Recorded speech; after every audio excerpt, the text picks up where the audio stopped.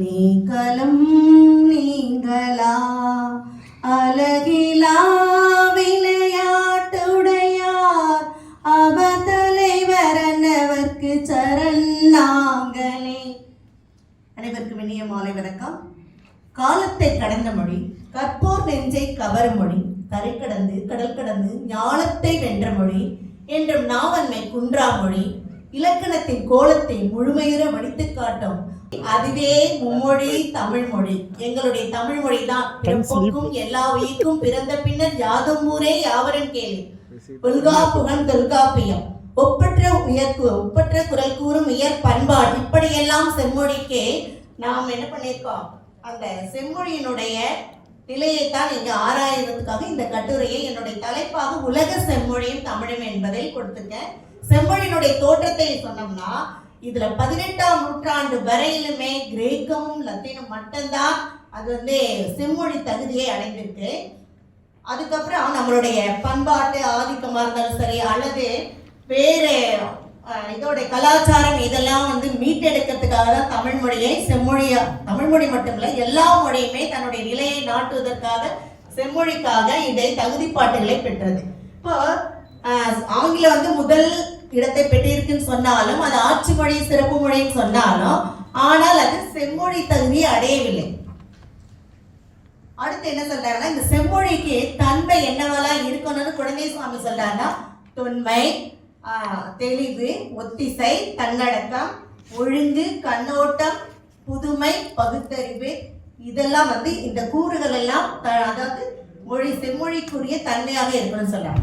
அதே மனைவி முஸ்தபா என்ன சொல்றாருன்னா, அதே தொன்மையை சொல்றாரு, தனித்தன்மை, வெளிப்பாட்டு திறன், பிற மொழியினுடைய தாக்கமின்மை, இலக்கிய வளம், உயர் சிந்தனை, கலை இலக்கிய தன்மை, மொழிகளுக்கெல்லாம் தாய், அப்புறம் வெளிப்பாடு, பங்களிப்பு, இதெல்லாம் இருக்கணும். ஒரு செம்மொழினா இதுதான் இருக்கணும், இந்த தகுதியெல்லாம் பெற்றிருக்க வேண்டும் அப்படின்னு மொத்தமா சொல்றாங்க. இப்ப செம்மொழி தகுதி பெற்ற மொழிகள் எது எது அப்படின்னு பார்த்தீங்கன்னா, சீனம், கிரேக்கம், சமஸ்கிருதம், ஹீப்ரோ, லத்தீன், அதோடு சேர்த்து நம்முடைய தாய்மொழியான எங்களுடைய தாய்மொழியான தமிழ் மொழி அது இதெல்லாம் செம்மொழி தகுதி பெற்றிருக்கின்றது. இப்ப நம்ம கிரேக்க மொழியை பத்தி சொல்லணும்னா, கிரேக்க மொழி கிமு 475 இருந்து 448 வரை அது செவ்வியல் காலம் என்று சொல்கிறார்கள். அப்புறம் 447 இருந்து 400 வரை அதை இடை செவ்வியல் காலம் சொல்றாங்க. இதுல பாத்தீங்கன்னா சில பெருக்கிலில் மன்னர்களுடைய காலத்தை தான் கிரேக்க செவ்வியல் காலம்னு சொல்றோம். இவர்களை பொறுத்தவரையில ஏகிலஸ், சோபோக்லேஸ், சாக்ரட்டிஸ், பிளாட்டோ, அரிஸ்டாட்டில், நமக்கு இவங்க 2 பேரை தவிர இந்த 3 பேரும் நல்லாவே தெரியும். இவங்களுடைய வலுவான படைப்புகள் தான் செவ்வியல் காலமாகவே சுட்டப்படுகின்றது. அப்புறம் காப்பியங்களை பொறுத்த மட்டும் கிரேக்கத்துல இலியட், ஒடிசி ஆதி காப்பியங்கள் சொல்றாங்க. தொன்மையான காப்பியங்கள் இதுதான் கிரேக்க மொழியில தொன்மையான காப்பியங்களாக சொல்லப்படுகிறது. சாகோ, கொரினா இது பெண்பார் கவிஞர்களுடைய தன்னுணர்ச்சி பாடல்களை இதை வெளிப்படுத்துகின்றது. அனகிரியோன் போன்ற படைப்புகள் சரி. அப்புறம் பிண்டார் ஒரு இனக்குழு, அவங்க எல்லாம் இந்த கவிஞர்கள் எல்லாம் குழு பாடல்களாக கிரேக்க இலக்கிய வரலாற்றில் ஒரு திருப்பு முனையாக அமைந்ததாம். இவற்றை தொடர்ந்து ஏதென்ஸ் நகர்ல ஏகிலஸ், யூரிபைட்ஸ், சோபோக்லேஸ், இந்த துன்பவியல் நாடகங்கள்ல இவங்க கிரேக்க மண்ணில் அவங்க இவங்களாலதான் அது மலர்ந்தது. கிமு 5ஆம் நூற்றாண்டுல பாத்தீங்கன்னா துசிடைஸ், ஹீரோடாட்டஸ் போன்ற வரலாற்று நூல்களை எல்லாம் இவர்கள் படைத்தார்கள். அதனாலதான் இவர்கள் எல்லாம் படைத்த படைப்புகள் எல்லாமே கிரேக்கத்துக்கு வளம் சேர்த்ததாக சொல்றாங்க. அப்புறம் பார்த்தா தத்துவ மேதை, ஏற்கனவே பார்த்தோம் அதுல சாக்ரட்டிஸ், பிளாட்டோ, இவங்க எல்லாம் அரிஸ்டாட்டில் எல்லாம் தத்துவ மேதைகளாக அந்த மண்ணில் வளம் வந்தார்கள். கணித மேதையான பிதாகரஸும் இந்த காலகட்டத்துல தான் அவரும் அங்க இலக்கிய வீதிகளில் வளர்ந்தார். அப்புறம் சிற்ப கட்டட கலையிலையும் இந்த உச்சநிலை எட்டினதே கிரேக்கர்களுக்கு. இதெல்லாம் ஒரு இலக்கிய வளம் சிறப்பு மிக்கவும் இருக்கிறதும் அதான் செம்மொழி தகுதியை பெறுவதற்கும் அது சிறந்த மொழியாக விளங்குகின்றது. அடுத்து பாத்தீங்கன்னா லத்தீன் மொழி, இது கிரேக்கத்துக்கு அடுத்த நிலையில தான் வைக்கப்பட்டது. முதல்ல கிரேக்கத்திலேயே தான் எல்லாம் எழுதப்பட்டது, பின்னர் மொழிபெயர்க்கும். அதுக்கப்புறம் தான் அவர்கள் மொழியில் அவர்கள் படிக்கவே ஆரம்பித்தார்கள்.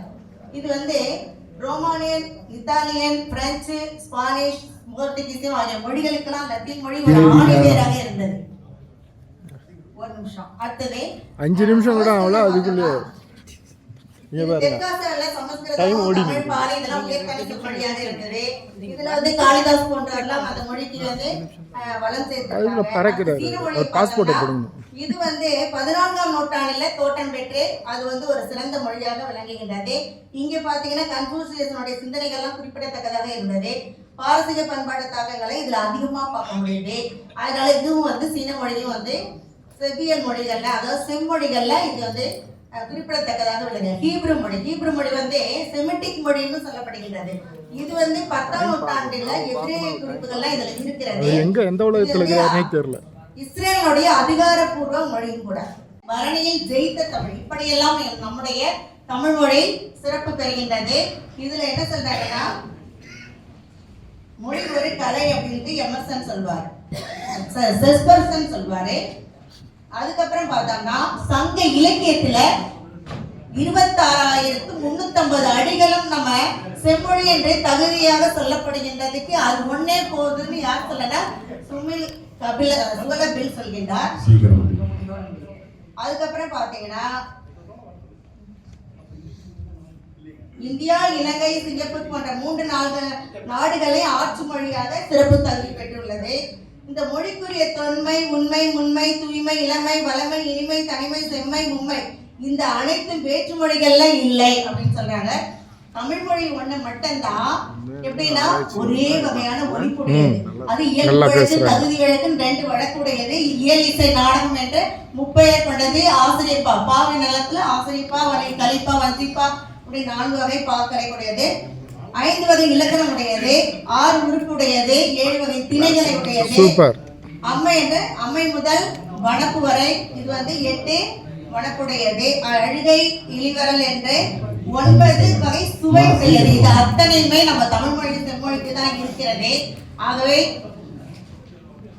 தமிழ் வந்து அதாவது எழுத்துக்கும் சொல்லுக்கும் மட்டும்தான் மற்ற மொழிகள்ல இலக்கணம் இருக்கே தவிர தமிழுக்கு மட்டும்தான் வாழ்வியலுக்கு இலக்கணம் சொன்ன ஒரே மொழி தமிழ் மொழி.